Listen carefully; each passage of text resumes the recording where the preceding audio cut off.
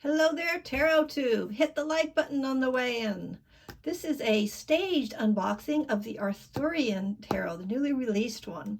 So I got this one because you couldn't get it on Amazon, couldn't get it at my favorite place, Magic, but you could get it at Depository. Now I have already opened this up, so we didn't have to go through all of that stuff. We could get right to the content here, but I just wanted to show you how Book Depository ships their stuff.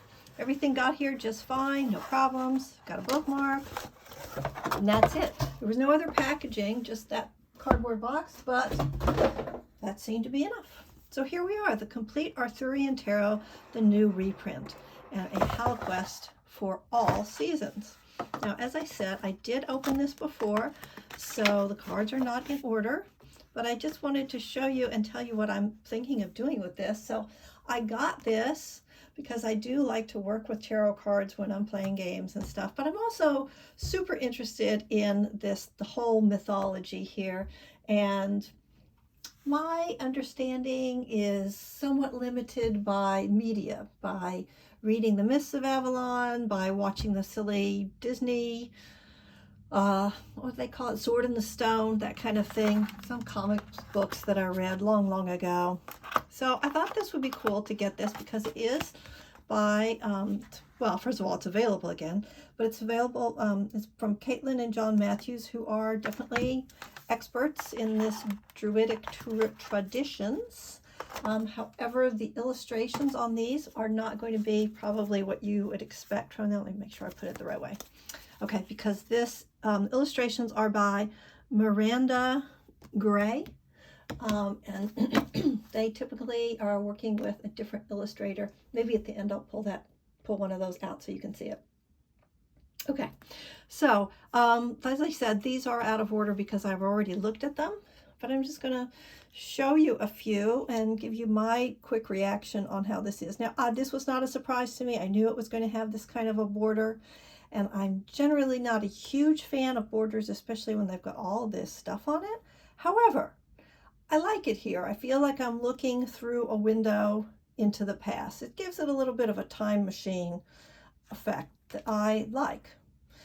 I'm also very intrigued with the depiction of the architectural elements in this. So there are, if you're interested in this sort of thing, there are lots of videos and documentary type things that you can watch on various streaming services because so much research is being done into these ancient sites as they're being excavated, and more is being discovered, and that's pretty exciting, I think. And I do feel like, so now are these heads on spikes? The first time I looked at it, I was like, yikes, but I think they are, right? So I'm looking forward to finding out what this is all about with the sword in the water, and pretty graphic. And look at this one. That's fun because we've got the whole family there. Yeah, so those swords, they're fully into the sword energy, that's for sure. You know, I guess the next time I go to a Renaissance fair, I may have some new costume ideas after spending some time with this deck. That was silly. Yeah,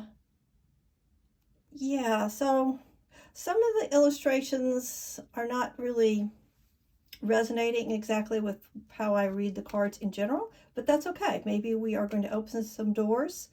Love this Grail King. And if you've watched some of my other videos, you will see that I'm always looking for diversity, but in a deck like this, that would really be weird and inappropriate. So I'm happy with the fact that everybody's white, because that's the way it was. Right, like this kind of imagery, I'm really fascinated to do a deep dive and dig into this architecture, and this sort of reminds me of Hadrian's Wall. Yeah, so this is almost like a standing stone recreation for the round table. I'm really looking forward to reading the book. So, whoops, okay, maybe this is, oh yes. So, all right, let's talk about what everybody wonders with these kinds of boxes. When you get the decks and it's split in half because it's been stored in a box like this, sometimes the two sides of the deck are not the same, and you forever have this issue of, you know, the cards don't exactly match. I feel like this one is pretty even, and I'm wondering if it's because this is a reprint. This is a brand new deck. It hasn't been sitting anywhere for a while, so that may have something to do with it, but I'm happy to report that it doesn't seem to be an issue, so that's good. Now let's talk about the book a little bit, because if you haven't seen it or heard the hype train, there is a hype train on this. So some people, it was very hard to get. It's not just a little white book, right? I mean, we've got the LWB stuff here with the individual cards and their meanings, and we've got upright, reversed, and questions. So nice journaling prompts, or if you wanted to do any path working, I feel like this would be a good deck to do it, depending on your background. This might be a nice ancestral work deck. I might try it for that, since I have got roots in that part of the world. Right, but then the thing that makes this different is we have this quest text, and let me get to the beginning of that. That's part 2. Is that it? Preparing for the HalloQuest. Okay, so there's this HalloQuest section of the book. Here we go. It's a course. So I'm going to read it out loud quickly. The HalloQuest course explores the realms within that are depicted on the Arthurian tarot cards. It is a template of your own quest and the soul's journey. So, I mean, that's what the majors are all about, right? As you meditate your way through successive seasons of study, the path of the land's adventurous, as the trail of the quest was known in Arthurian legend, subtly becomes your own landscape. As you continue, you will find divining with the cards much easier, because you have personally discovered information from each card. Make your steps on this quest be guided by the companions that will attend you. So doesn't that seem like a really friendly deck? You know, if you sort of look at your decks like they have a personality, which I do, yeah, this feels like it's going to be a very, very lovely, helpful deck. So I'm looking forward to doing this. I can't imagine how I'm going to fit it into my schedule, so that'll be a task. But let's see if I can do it. And in the meantime, I can definitely read with it. It feels like it's going to be the kind of deck that you can just take out and start reading with it. So I thought maybe we would just see how this might pair with some other things. So let me just clear some of this stuff out of the room, out of the space. All right, so I was talking about the Matthews before. So here is another deck called the Camelot Oracle. And this was written by John Matthews, not Caitlin and John, just John. But this illustrator, Will Worthington, that is the one that I think most people have more closely associated with the Matthews decks. So let's take a look at how this one looks next to, again, a nice big beefy book. Look at that, a lot of book here. Let's look at how this one looks. Different art, right? I'm going to pull in another deck that is not by the Matthews. This is, stepping away there, this is Colette Baron Reed's Wisdom of Avalon. Let's see how that one looks with it, as long as we're stepping away. And you know what, let's try one. I've got another Avalon Oracle with a different, all right, I should tell you the artist. The artist on the Mist of Avalon, Gary Lippincott. And then we'll try one other one. This is the Myths of Avalon Oracle by Rose and Sarah, and it's illustrated by Nadia Turner. Oops, sorry, that was a little off center there. Okay, so let's take a look at these. Let's just see how they look. All right, let me get this sort of centered so we can see them.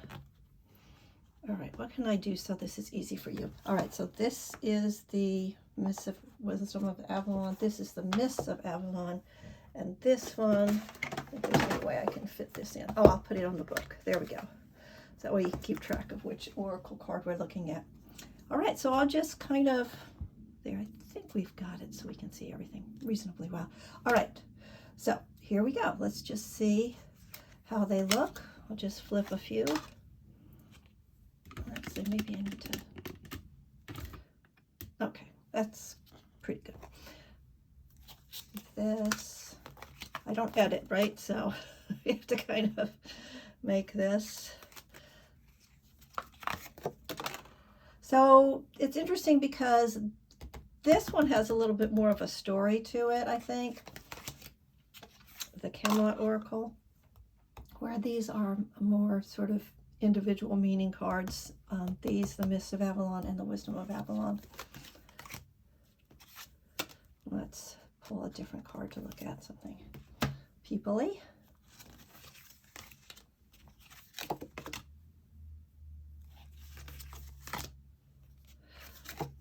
Personally, visually, I'm kind of liking these two together. And I suspect that if you focus in on the story with this one, it might not work that well. I don't know. I don't know. We'll see. Oop, serpent. Okay. Let's do two more and then we'll stop and then we'll talk about the actual card stock, since people care about that, though it's certainly they're more knowledgeable people who can talk about that. All right, so that's that. Let me just pull these things to the side. This is going to be a nice mess to clean up afterwards. Okay, so let's talk a little bit more about these cards specifically. Yeah, put the book in the background so somebody just looking knows what we're doing here. Okay, so this is the Arthurian Tarot, and I tend to shuffle this way because, I don't know, because I do. So there's certainly no problem with this. It's a nice glossy stock, which, you know, people go back and forth. I like the backs. I think the backs are very regal looking. And let's try a quick shuffle. Not the best shuffler, but, you know, trying to give my full opinions here.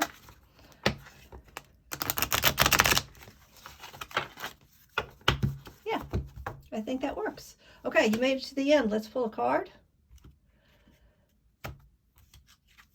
Ta-da! This is our card that we got. We got Grail 2, so that's the Two of Cups. Look at those two sweet little birds. Let's just read one little thing from the guidebook from that one. That's what we got. Okay, I'm looking, y'all. We'll get it. We'll get it. Stick with me. While you're waiting, you can always hit the like button. Sorry, I couldn't resist. There we go. Grail 2. Okay. The two doves drinking are the emblem of the Grail, and it's coming. The dove is one of the prime totems of the Grail. It appears on the headdress of the Grail messenger, Kundry. When the Grail Knights see this, they rejoice, for they recognize that the achieving of the Grail is not far off. So upright, it's love, harmony, concord, emotional reciprocation, partnership, agreement, and marriage. And the question is, how do you share this? There you go. So I didn't read the reverse since we came up upright for us. And I hope that this was a good little video for you, informative with a nice little upbeat message at the end. Take care. Bye-bye.